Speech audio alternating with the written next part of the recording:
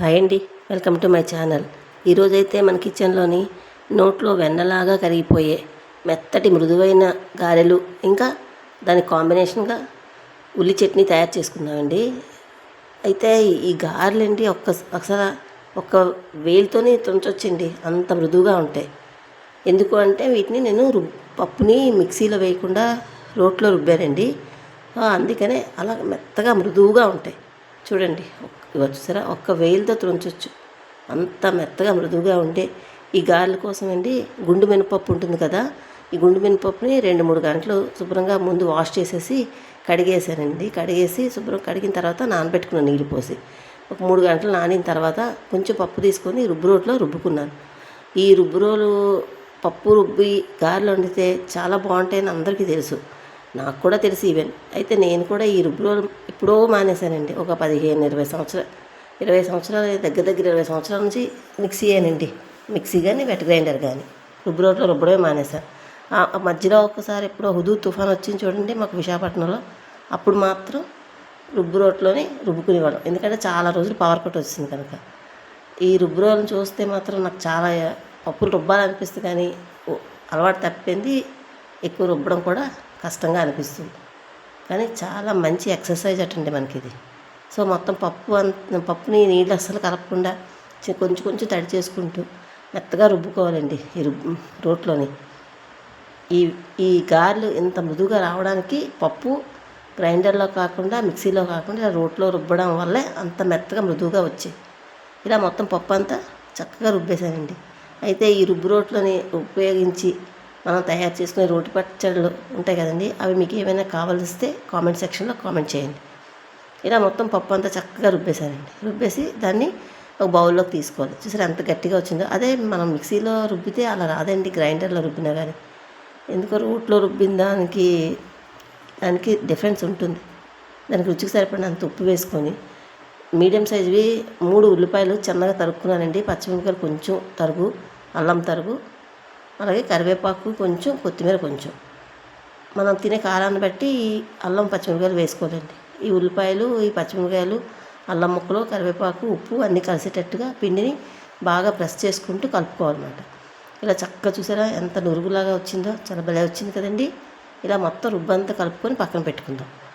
పక్కన పెట్టుకొని స్టవ్ మీద ఆయిల్ పెట్టుకుందాం, డీప్ ఫ్రై సరిపడగా పెట్టుకొని కొంచెం కొంచెం చేతిని వాటర్లో తడుపుకొని కొంచెం కొంచెం పిండి ముద్దలా తీసుకొని ఇలా అరచేతిలోనే చర్చించుకొని మనం బొటన వేలుతోటి కన్నాన్ని పెట్టుకొని నూనెలోనే జార విడుచుకోవాలండి. అన్ని గారెలు ఇలాగే మనం విడుచుకోవాలి నూనెలోని. చూసారా, అలాగా చాలా ఇవి ఇంకా మనకి జారిపోవండి. చక్కగా మనం ఎలా చెప్తే అలా వింటుంది రుబ్బు రోట్లో పప్పు రుబ్బితే మాత్రం. అయితే అంత ఓపిక లేక ఇప్పుడు చేయట్లేదు అనుకోండి. మీ రుబ్బు రోట్లో రుబ్బాలని ఏమీ లేదు. మీకు కావాలంటే ఎప్పుడు రుబ్బినట్టే గ్రైండర్లో కానీ మిక్సీలో కానీ రుబ్బుకోండి. ఇలా గారెలు తయారు చేసుకోండి. ఉల్లిపాయలు, పచ్చిమిరపకాయలు అన్నీ వేసుకొని చాలా బాగుంటాయి. ఈ బ్రేక్ఫాస్ట్ కోసం నేనైతే ఇలా తయారు చేశానండి. ఇలా మొత్తం గారెలన్నీ ఇలాగే వేసేసుకొని మనం చక్కగా 2 వైపులు గోల్డెన్ బ్రౌన్ వచ్చిందాకా వేయించుకోవాలి. మీకు ఆ నూనె సలసల మరుగుతుంది, నురగలా వస్తుంది కదా, ఆ నురగలు ఆగిపోయి అంటే వడలన్నీ వేగిపోయినట్టే. ఒకవేళ డైరెక్ట్గా ఆయిల్లో వేయడానికి భయము అనుకుంటే ఇలాగ టీ జాలిది ఉంటుంది కదండి, ఫిల్టరు, దాని మీద కొద్దిగా వాటర్ రాసుకొని ఇలా చిన్న పిండి ముద్ద తీసుకొని చక్క మధ్యలో ఇలా హోల్ పెట్టుకొని డైరెక్ట్గా చేయి కాలకుండా కొత్తగా ట్రై చేసిన వాళ్ళైతే ఇలా నూనెలోనే జార విడుచుకోవచ్చండి.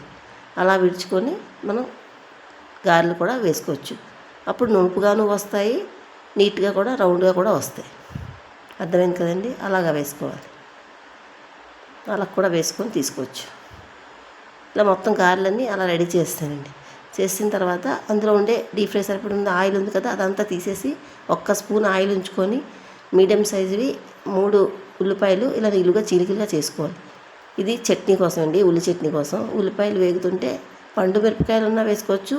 ఒకవేళ అవి లేవనుకోండి, ఎండుమిర్చి వేసుకోండి, ఒక 4-5 మన కారం సరిపడగా. 1 ఇంచి అల్లం ముక్క వేసుకోండి, తొక్క తీసి శుభ్రం కడిగి.